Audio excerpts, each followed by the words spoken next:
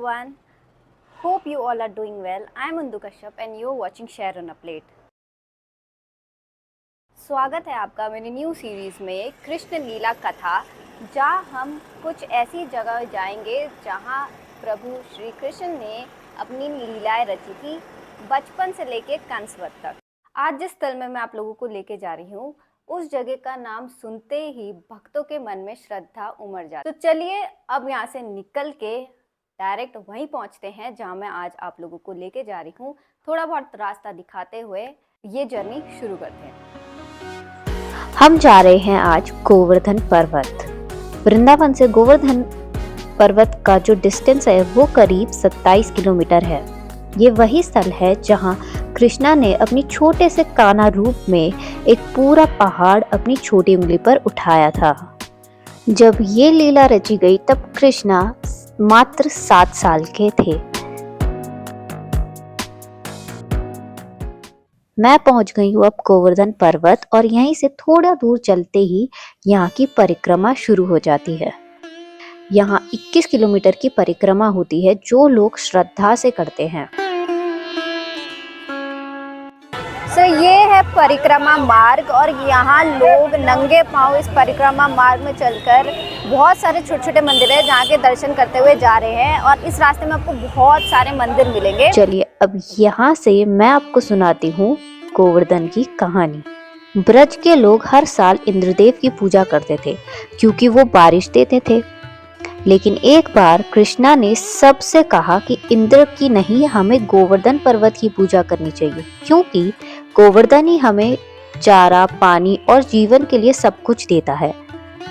लोगों ने कृष्णा की बात मानी और गोवर्धन की पूजा शुरू कर दी। इससे इंद्रदेव क्रोधित हो गए और उन्होंने ब्रज में भयंकर बारिश भेज दी। तब कृष्णा ने अपनी छोटी सी उंगली पर पूरा गोवर्धन पर्वत उठा लिया और सभी ब्रजवासियों को उसके नीचे आसरा दिया। 7 दिन तक कृष्णा ने अपनी उंगली पर पहाड़ संभाल कर सबको सुरक्षित रखा। अंत में इंद्रदेव ने अपनी गलती मानी और कृष्णा के दिव्य रूप को पहचाना।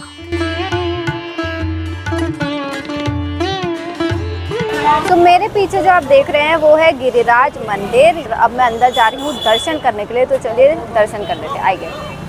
गोवर्धन परिक्रमा की शुरुआत और समाप्ति दोनों ही दान घाटी श्री गिरिराज मंदिर से होती है। वर्षा रुकने के बाद भगवान ने गोवर्धन पूजा के प्रसाद का दान मांगते हुए दान लीला रची, जहाँ उन्होंने मजाक मस्ती में सबसे दान मांगा और वही स्थान बना दान घाटी। इस मंदिर में गिरिराज महाराज की पूजा की जाती है। अंदर वीडियोस और फोटोज लेना मना था, इसलिए मैं आपको थोड़ा सा ही दिखा सकती हूँ। और परिक्रमा जो मार्ग है वहाँ चलते चलते मैं अभी पहुंची हूँ कुसुम सरोवर।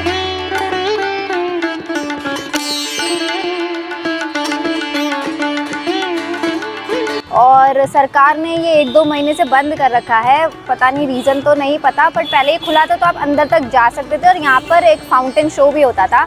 हो सकता है आने वाले टाइम पे ये खुल जाए। और यहाँ से अब मैं जा रही हूँ राधा कुंड, जो ज़्यादा दूर नहीं है यहाँ से। और अगर आप अपनी कार से आ रहे हैं तो यहाँ साइड में खड़ी कर सकते हैं अभी तो, क्योंकि अभी यहाँ इतनी भीड़ नहीं है। अदरवाइज़ यहाँ मल्टी लेवल पार्किंग है जहाँ आप गाड़ी पार्क कर सकते हैं। तो चलिए अब चलते हैं राधा कुंड और वहाँ जाके मैं आपको दिखाती हूँ कि कैसा है। चलिए। अगर राधा कुंड आप अपनी गाड़ी से जा रहे हैं तो आपको अपनी गाड़ी यहीं पर पार्क करनी पड़ेगी। अंदर पूरा गली गली का रास्ता है।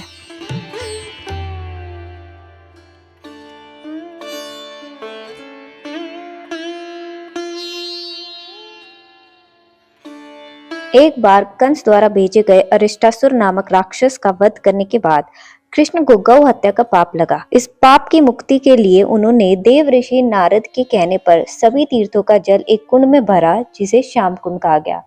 राधा ने अपनी भक्ति और प्रेम से कंगन से एक कुंड खोदा जिसमें पवित्र जल भरा और इसे राधा कुंड कहा गया।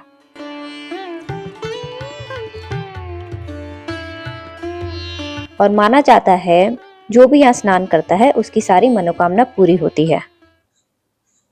तो राधा कुंड और श्याम कुंड करने के बाद मैं अब रिटर्न हो चुकी हूँ और मैं एक चीज़ बताऊँ आप लोगों को कि गोवर्धन जो पर्वत है उसके आसपास ही बहुत सारे मंदिर हैं। मतलब एक तरीके की परिक्रमा है छोटी और बड़ी परिक्रमा मिलाकर ये पूरी परिक्रमा 21 किलोमीटर की है। और उसके बाहर ही जब आपको गोवर्धन जाना होगा तो 2 रास्ते हैं। जो ये वाला रास्ता भी मैं आपको दिखा रही हूँ, इसी से जाइए, क्योंकि यहाँ पर आपको मल्टी लेवल पार्किंग मिल जाएगी, जहाँ आप अपनी गाड़ी से अगर आप लोग आ रहे हैं तो वहाँ पार्क कर सकते हैं। और वहाँ से फिर अगर आप पैदल करना चाहते हैं ये परिक्रमा तो पैदल करिए, और अगर आप से पैदल नहीं करी जा रही तो आप वहाँ से ई रिक्शा भी ले सकते हैं, और वही आपको छोटे छोटे जितने भी मंदिर हैं वहाँ के दर्शन करा देंगे, और जहाँ से परिक्रमा स्टार्ट हुई वहीं पर ही छोड़ देंगे।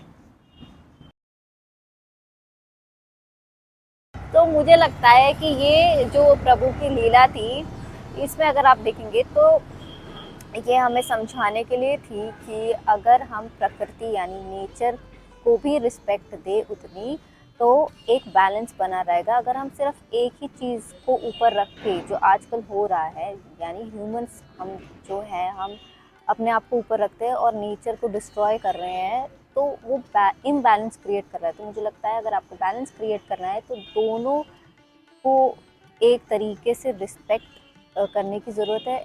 और अब मैं इस ब्लॉग को यहीं एंड करती हूँ। अगर आपको ये वीडियो अच्छी लगी हो तो इस वीडियो को लाइक करें और चैनल को ज़रूर सब्सक्राइब करें। और अब मैं लेती हूँ आपसे अलविदा और मिलती हूँ अगली किसी नई लीला में। तब तक के लिए राधे राधे।